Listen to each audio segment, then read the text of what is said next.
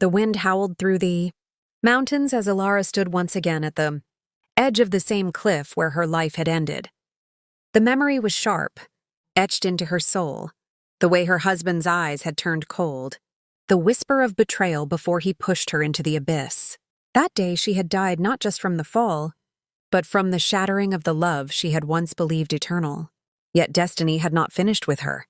Against all reason, she had awoken in her own body, reborn a few years before her death, carrying with her every memory of his treachery. At first she thought it was a curse. The same familiar faces surrounded her, the same sweet lies wrapped in affection. But as she stared into the mirror and saw the youth in her reflection, her fear melted into a single, burning purpose: revenge. No longer the naive wife who believed in promises, she decided to become the woman he never saw coming. Her heart, once soft and devoted, was now carved from stone. Alara began her act carefully. She smiled as before, spoke tenderly, and played her part as the loving wife. But beneath the gentle facade, she was gathering knowledge, allies, and secrets. She discovered his hidden dealings, his debts, and the woman he had betrayed her for, the same woman who had pretended to be her friend.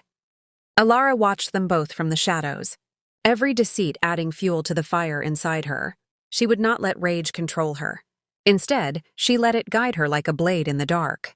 The first step of her vengeance was to strip him of his power. Quietly, she turned his allies against him, whispering truths laced with poison. She smiled as the man who once controlled everyone began to lose his grip. He had taught her to be ruthless, though he never knew it. While he stumbled through the ruins of his reputation, Alara found strength in the calm cruelty she once feared. Then came the night when he realized who had orchestrated his downfall. His eyes, once filled with confidence, now showed disbelief. "Why, Alara?" he asked, voice trembling. She only smiled, the same smile he had once found beautiful. "Because you taught me that love is a weakness," she said softly. His face paled as he understood that she had become everything he had created, his own undoing. Alara led him to the same cliff where her life had ended. The moon cast a cold light over them, the wind whispering like ghosts between the rocks.